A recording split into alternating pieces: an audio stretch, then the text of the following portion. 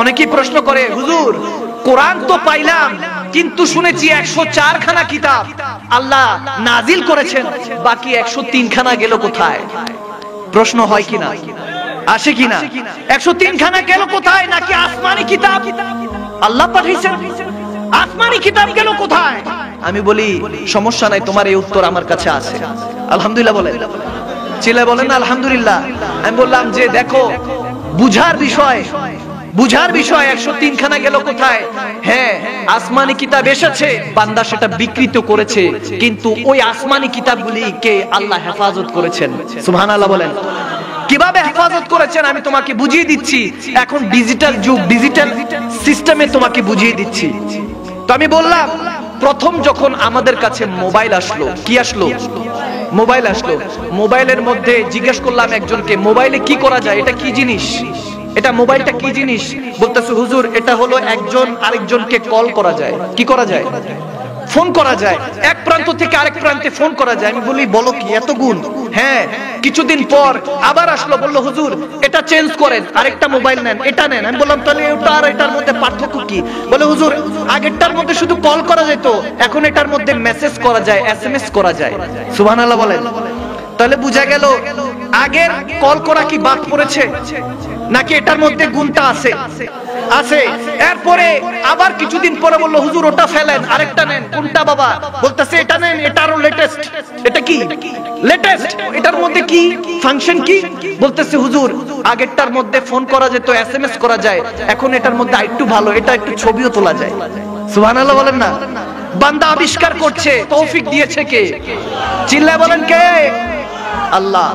এরপর হুজুর এটা ফালেন, আরেকটা আছে, আগেরটার মধ্যে ফোন করা যেত, SMS করা যেত, ছবি তোলা যেত, এখন এটা নেন, এটার মধ্যে ভিডিও করা যায়, মানুষ লড়াচড়া করবে, এটা দেখা যায়। আচ্ছা আগের কোয়ালিটি গুলি কি বাদ পড়ছে না অ্যাড হচ্ছে? যোগ হচ্ছে না বাদ পড়ছে? পরে আসলো হুজুর এটা নেন, লেটেস্ট, আইটু লেটেস্ট নেন। তাই নাকি? কি করা যায় এটার মধ্যে? কি আছে এটার মধ্যে? আছে হুজুর কলও করা যায়, SMSও করা যায়, ছবিও তোলা যায়, ভিডিও করা যায়, এখন ব্লুটুথের মাধ্যমে একটা মোবাইল থেকে আরেকটা মোবাইলে নেওয়া যায়, ট্রান্সফার করা যায়। আলহামদুলিল্লাহ বলেন। আচ্ছা আগের গুলো কি বাদ হইছে না যোগ হইছে? যোগ হইছে। এরপরে আবার আসলো হুজুর এটা তো আরেকটু ভালো, আগের গুলি থেকে এটা আরো ভালো। এতদিন টিপাটিপির অপশন ছিল, এতদিন প্রেস করতে হতো, এখন আরেকটু ভালো এসেছে, অ্যান্ড্রয়েড সেট এসেছে, এটার মধ্যে আপনি সমস্ত কিছু ডিসপ্লের মধ্যে দেখতে পাবেন।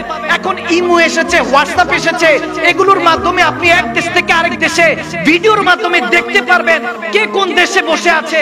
আমেরিকা, লন্ডন, প্যারিস, ওয়াশিংটন, যে যেখানে থাকুক সেখান থেকে আপনি বাংলাদেশে বসে যে কোনো প্রান্ত থেকে একজন আরেকজনকে দেখতে পারবেন। সুবহানাল্লাহ।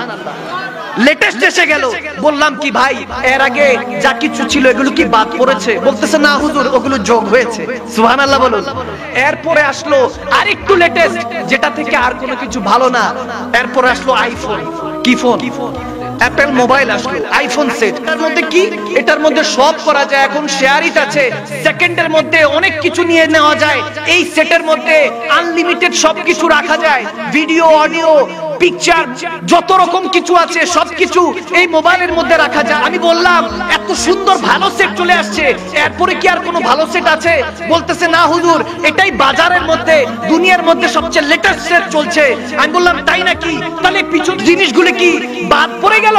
বলতেছে না না হুজুর বাদ পড়ে নাই, সব যোগ হয়েছে। তখন বললাম শুনো এটা তো বান্দার ক্রিয়েশন, বান্দা বানিয়েছে।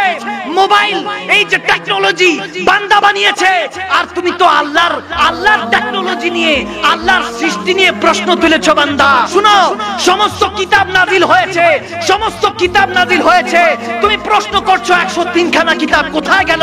আমি বলছি জালিকাল কিতাবু লা রাইবা ফি হুদাল লিল মুত্তাকিন। আল্লাহ বলছে এই কোরআনের মধ্যে কোনো সন্দেহ নাই, কারণ এটা সমস্ত 103 খানা কিতাব এই কোরআনের মধ্যে আমি আল্লাহ দিয়ে দিয়েছি। যে এই কোরআনকে ফলো করবে, সমস্ত নবী রাসূলের সুন্নাহকে, এমনকি আমার দয়াল নবী মুস্তাফার সুন্নাতকে ফলো করবে, আমি আল্লাহকে পেয়ে যাবে। বলেন সুবহানাল্লাহ।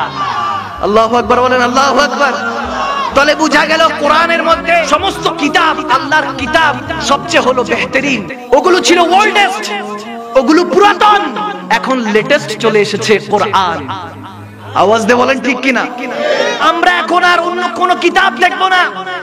আমার দেখার দরকার নাই বাইবেলে কি লেখা, আমার দেখার দরকার নাই ইনজিলে কি লেখা, আমার ত্রিপিটক গীতা এসব খোলার দরকার নাই।